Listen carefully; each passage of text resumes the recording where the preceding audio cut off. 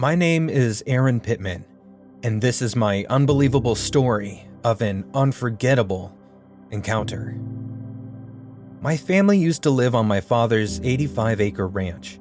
It was huge and a lot of work, and not very much exciting for me. I used to find that life very boring. I always dreamed of something more.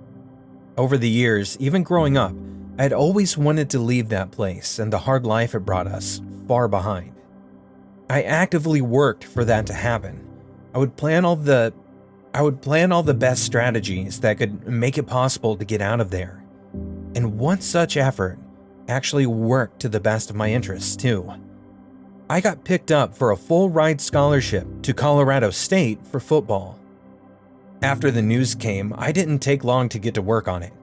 I got out of there as soon as I possibly could. The new life I came to was different than what I had previously imagined. It was hard for some completely different reasons, in completely different ways. It made me work a lot too, but it was different than the dead life that I had been living at the ranch. It was something. I loved it. By my continuous efforts, I graduated with flying colors, and over the years, I got a steady, good-paying job. I even got myself a nice place to live. So all in all, it was a good life that I made for myself inside the city. But alas, all good things must come to an end. Mine took some time, but it also came to an abrupt halt. Because one day, I got the news of my father's sickness. My father had fallen ill from a heart attack. It was just as sudden as it was disheartening. By then, he was the only one living back home at the ranch. My mother had already passed away. That had also been a contributing factor in the decline of my father's health, along with the carelessness he showed towards himself. I didn't want for my father to have to live the rest of his days alone, and my father didn't want to leave his ranch alone. Even when he was admitted to the hospital, his only concern was what would happen to the place. So, to ease off his worries and my concern, I had no choice but to come back home, to move back to the ranch that I had desperately hoped and worked to move out of. But life is life, so I took that leap and moved back home. The move back was very eye-opening and nerve-wracking for me. I had forgotten how it was to live on a ranch, how demanding it all really was.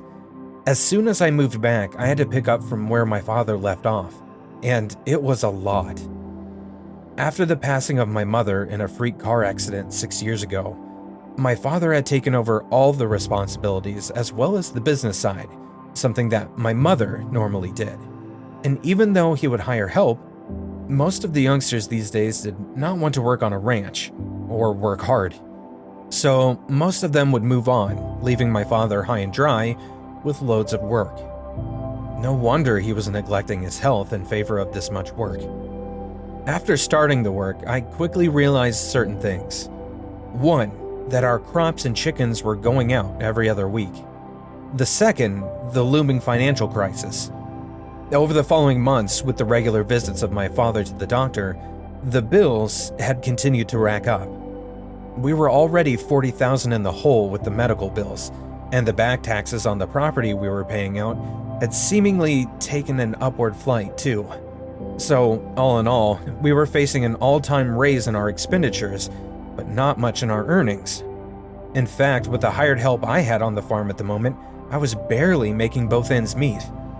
And another issue that had come to light, every so often we would come across unwelcome guests trespassing on the other side of our property. Some got caught in the process, but most of the time they went unnoticed when they did the deed. Just their aftermath would be left. Certain signs that someone had been there on the property, sometimes very minor, like ashes of a fire or forgotten belongings and garbage here and there. But sometimes they also tended to be quite shocking, unnerving. Just a few weeks ago, we had found 3 unearthed burials on our ground, with 4 bodies in them. We had covered them and all, but that incident had left me rattled and feeling uneasy for many days to come.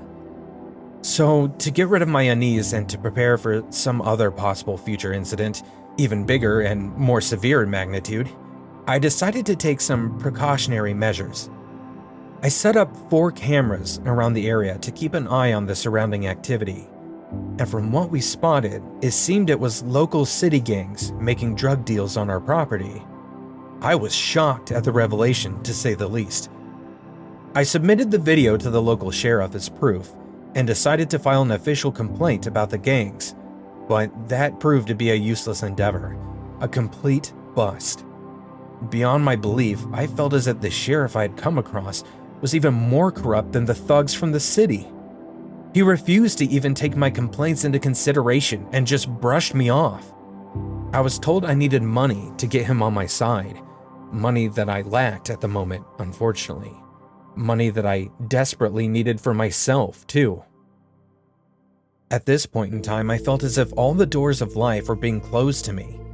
I had left my job, my dream life, and the option I had chosen for my future also didn't show any positive bearings. I felt as if I was backed up against a wall, unsure and out of options. I just didn't know what to do and what steps to take from here on. It was a very depressing and disheartening time in my life. I had given up and resigned myself to the hard life ahead. And just when I had thought all hopes were lost and I couldn't turn my life around, possibly, it seemed as if all my prayers had finally been answered. A miracle happened, or a curse, mistakenly. That unforgettable night of June, we had been getting bad thunderstorms throughout the night. My dog, Gus, was keeping me company inside the house. He and I were enjoying our night by watching a movie and ignoring the roiling thunder outside. But that didn't last long, as when we were about halfway into the movie, we heard a loud crash outside. It seemed to have come from the far end of the cornfield. I got up to see what exactly the commotion was, and my dog Gus followed up behind me, suddenly very attentive and curious, just like me. I was thinking along the lines that there must have been an accident of some sort, considering the situation of the night. It was very bad. There were storms and thunder, and no sign of stars or the moon were seen in the sky. It was a dark, dark night. As I walked outside, Gus ran into the field, barking incessantly. And even though I had been feeling cautious and had no idea what I was getting into exactly, I had no choice but to follow my dog into the field too. Even before I could come close to that place of commotion, I could see a pulsing green light that put me even more on edge. It was strange, unnatural, but my dog had gone up ahead, so I moved along too. Just as I approached the source of light, I halted in my steps. The sight in front of me was shocking. There was a short, gray creature petting my dog's head, as well as the head of another creature. It was surreal. I approached the creature, grabbing my shotgun, but for some odd reason, I couldn't bring myself to aim my shotgun at him. The vibe that I was feeling from the creature was that he meant no harm to me or to my dog. He seemed harmless, strange and scary, sure, but harmful? Not that much. Just then, I started feeling an itch in my head and started hearing voices that certainly did not belong to me at all. It was the creature trying to communicate, I realized with a start, with telepathy. I started rubbing my head, trying to not feel scared at the revelation that a creature could get inside my mind, and was trying to understand what exactly the creature was trying to convey at the same time. It was an effort. Soon I was getting telepathic messages explaining that he knew everything about me and my current situation. That gave me even more of a shock and unease. He tried to calm me down, and I did considerably, considering I could hear a foreign voice in my head at the moment. So I think I did pretty good in the predicament. Through our conversation, I came to find that his name was Yash.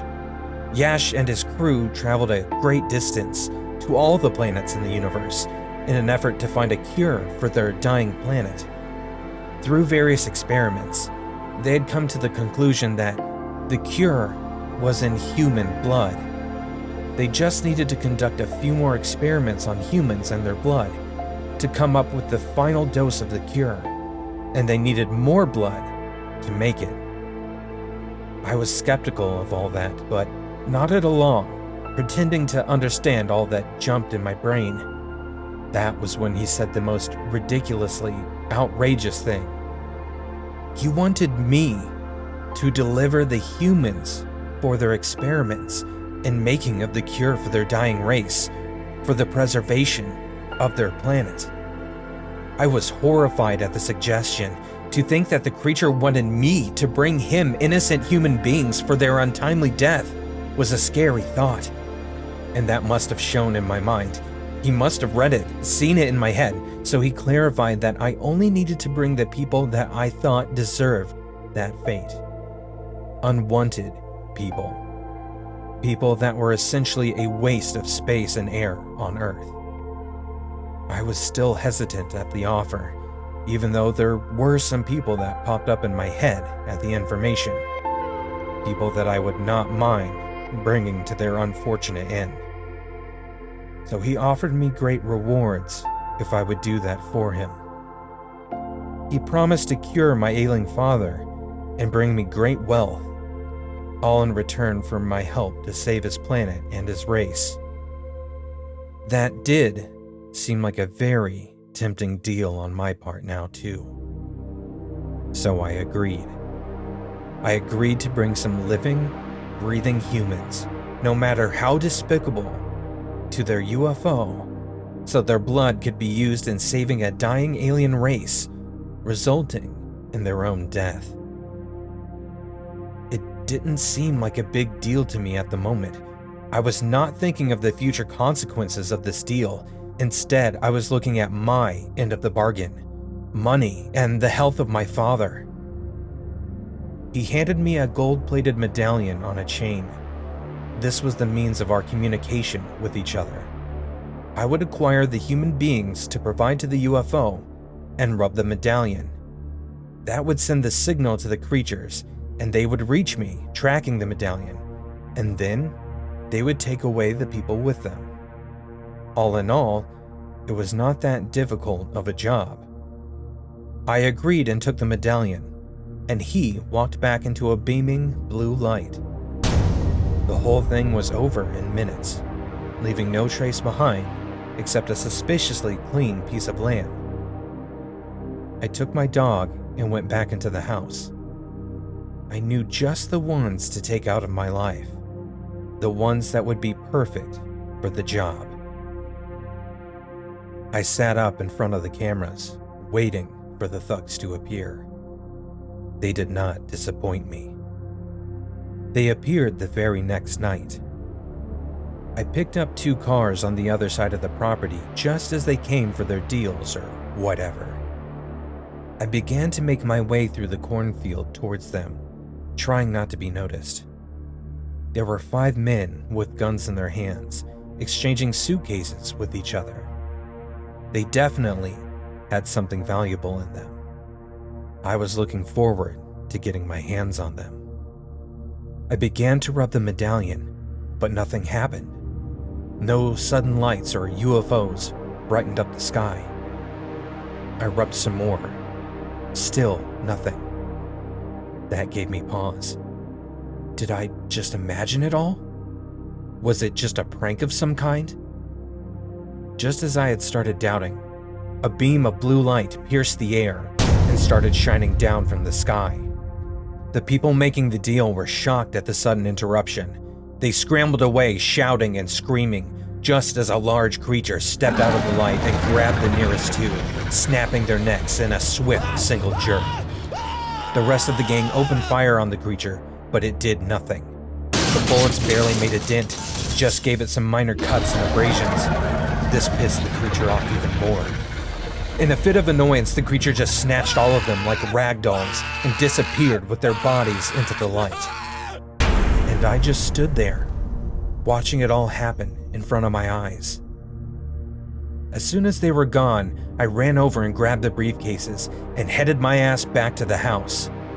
One of them had some ammunition for explosives in it. I quickly hid that one away. It might come in handy in a later date, considering the dealings I was making these days. The other one, however, was filled with money. I was up all night counting that money from the briefcase.